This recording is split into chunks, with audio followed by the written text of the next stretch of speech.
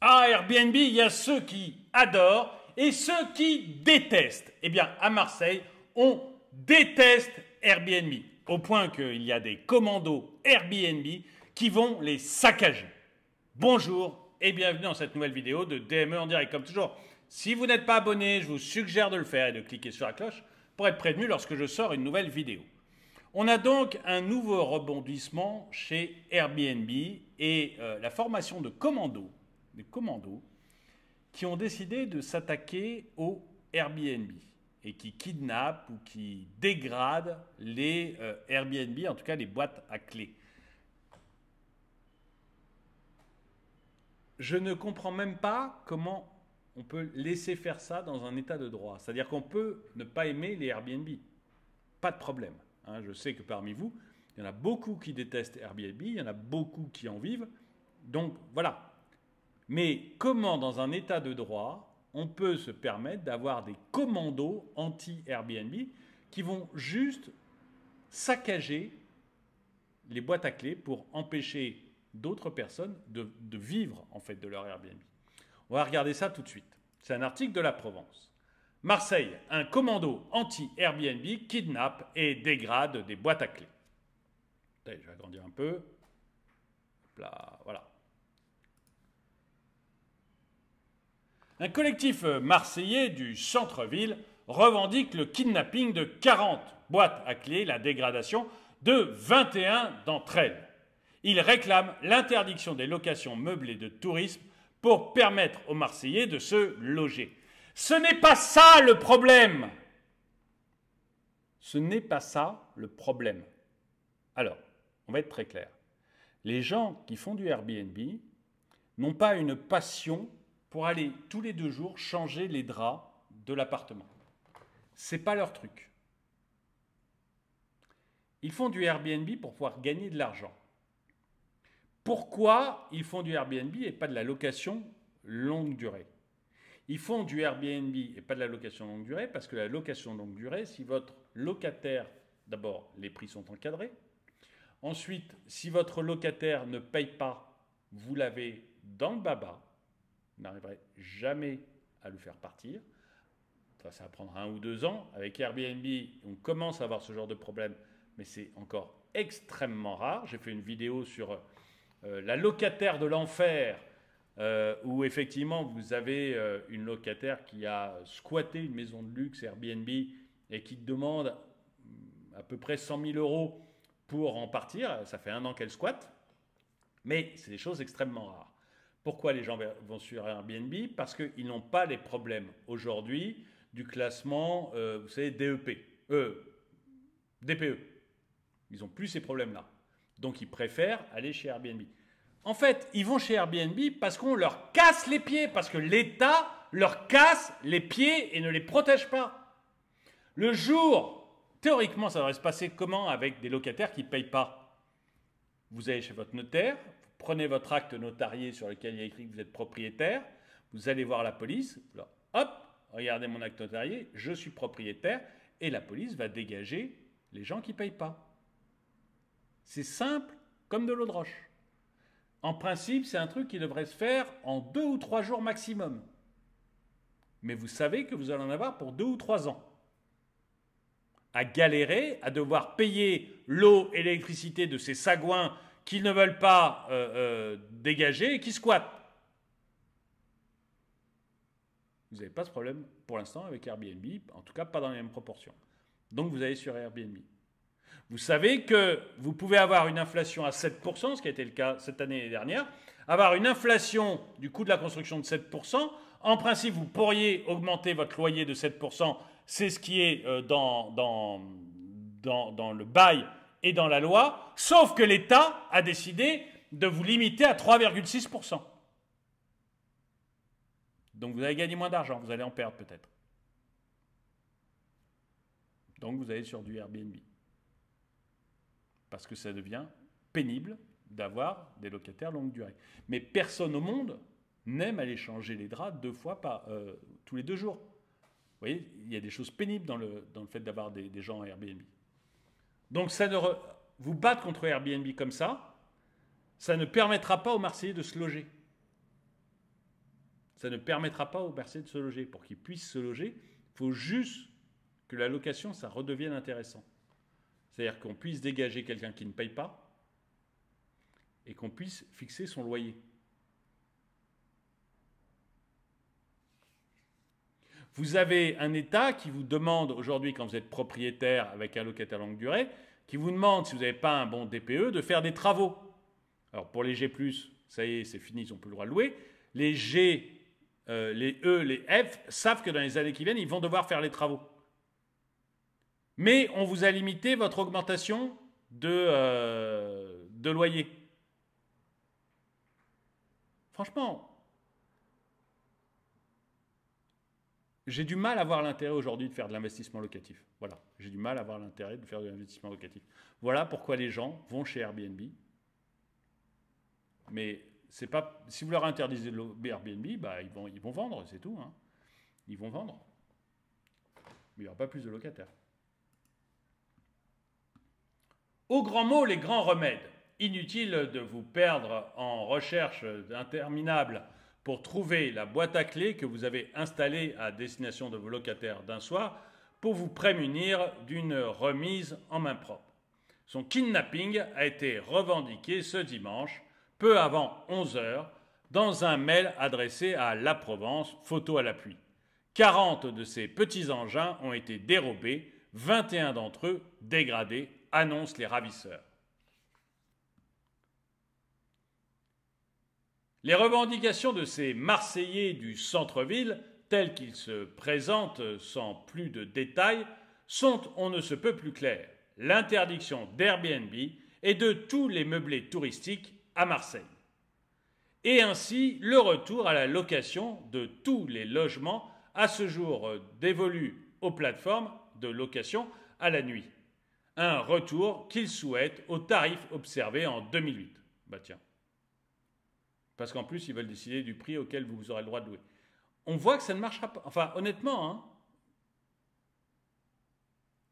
Enfin bon, allez, je ne vais pas redire, donc je l'ai expliqué, donc on va continuer. Et si en plus vous voulez louer au prix de 2008, vous êtes à côté de la plaque, les mecs. Hein.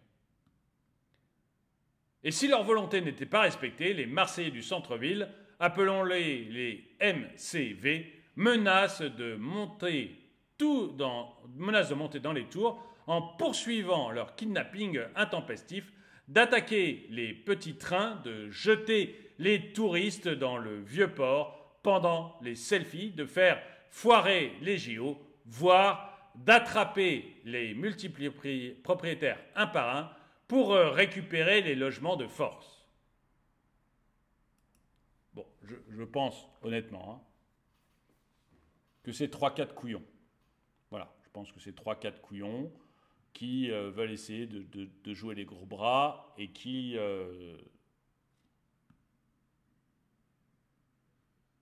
voilà, on se comprend. Hein, des gens à cheveux bleus ou verts qui essayent de jouer les gros bras alors qu'on leur souffle dessus, ils s'effondrent. Mais...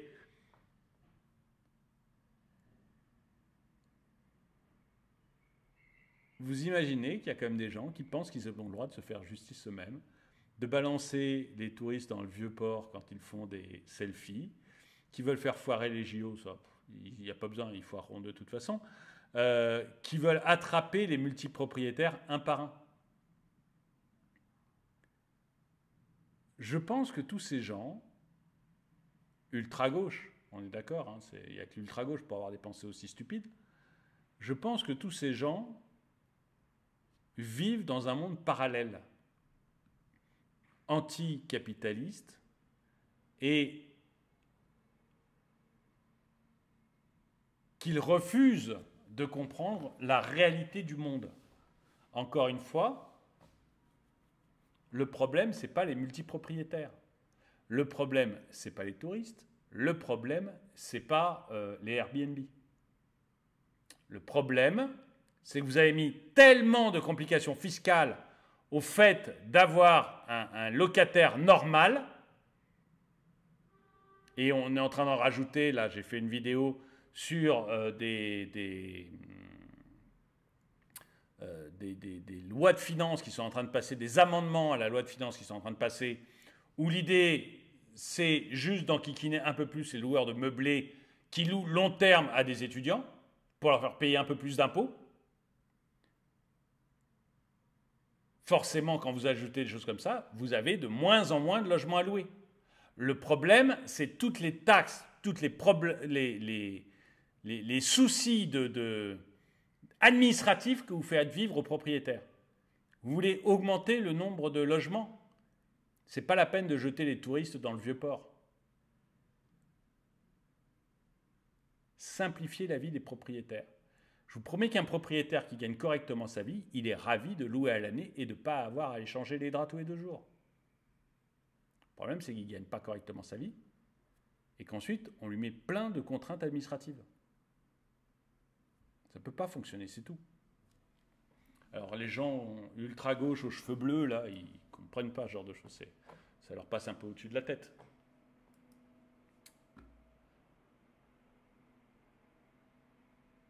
Mais au-delà de ce qui peut ressembler à une farce, plus ou moins, les kidnappeurs de boîtes à clés dénoncent en réalité un phénomène éminemment sérieux, la difficulté des Marseillais à se loger. C'est vrai dans toutes les villes. Une peine dont on sait désormais qu'elle est en partie liée à la multiplication des logements réservés à la location saisonnière. Non, vous confondez l'effet avec la cause. Il y a une multiplication des logements réservés à la location saisonnière. Pourquoi? Réglez la cause, et l'effet disparaîtra. Et qu'ils sortent ainsi du parc locatif traditionnel. Réglez la cause et l'effet disparaîtra. Arrêtez de mettre des pansements, ça c'est la grande spécialité de nos États, arrêtez de mettre des pansements sur des jambes de bois. Conditions de location déplorables. Rareté des logements, augmentation des loyers. Ouais, augmentation de l'inflation. Inflation plus le fait que les logements sont rares. Du coup, augmentation des loyers. Accès de ceux qui restent aux plus fortunés. Oui, alors tout ça va ensemble, hein, je suis content. 3 trucs qui vont ensemble. Évacuation forcée, parfois. Oui, quand tu payes pas. Évacuation forcée, parfois. Quand tu payes pas.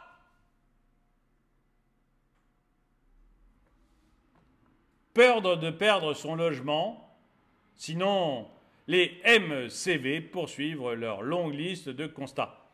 Ok, c'est l'ultra-gauche aux cheveux bleus et verts qui ne paye pas son loyer et qui ne comprend pas pourquoi tout d'un coup il y a moins de locations disponibles.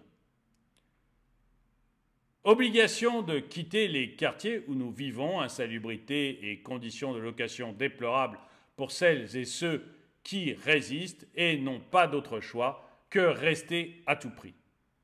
Combien de gens à la rue pour combien de meublés touristiques sans âme? Moi, j'utilise régulièrement les Airbnb, j'en suis très content.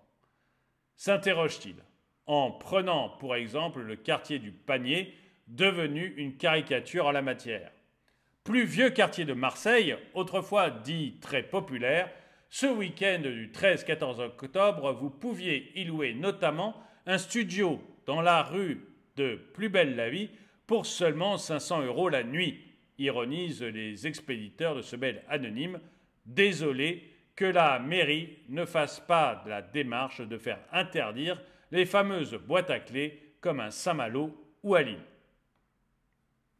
Ce n'est pas avec une contrainte administrative supplémentaire que vous allez régler le problème des contraintes administratives. L'histoire ne dit pas si les ravisseurs sont les mêmes qui, quelques jours avant le carnaval, en mars dernier, avaient saccagé le T3 de Guillaume à la Plaine. Ce qui est sûr, en revanche, c'est que la mairie a conscience des difficultés que posent ces plateformes de location. Souvent interpellé sur le sujet, Patrick Amico en est devenu un spécialiste notoire. Si en 2022, 3000 logements neufs ont été construits, sur la même période, 1500 logements anciens sont sortis du marché locatif au profit des plateformes de location saisonnières. Grinçait récemment l'adjoint au maire chargé du logement. Je résume en 2 secondes et je vous demande votre avis. Pour moi, Airbnb fonctionne en grande partie. Pourquoi? 1. J'ai du mal à louer mon appartement au prix auquel je veux le louer. Et l'État m'interdit de l'augmenter au-delà d'un certain prix. Je rappelle que cette année, par exemple, je ne pouvais pas augmenter mon prix de plus de 3,6%, alors que l'inflation a augmenté de 7%, alors que la mairie, elle, n'hésitait pas à augmenter la taxe foncière dans des proportions de 25 à 50%. Donc je ne gagne pas assez. Voilà. Première raison pour l'augmentation du nombre d'Airbnb. Deuxième raison pour l'augmentation du nombre de Airbnb, si mon locataire ne paye pas, je vais me retrouver avec 1 ou 2 ans de procédure. C'est extrêmement rare chez Airbnb, c'est fréquent dans les locations. Pas très fréquent, je crois que ça représente à peu près 4% des locations. Troisième chose, on me demande le DPE. On me demande de faire de l'isolation de mon bâtiment, une isolation qui coûte extrêmement cher. Je n'ai pas cette demande pour du Airbnb. Voilà pour moi les 3 raisons qui font que les gens passent de la location normale au Airbnb.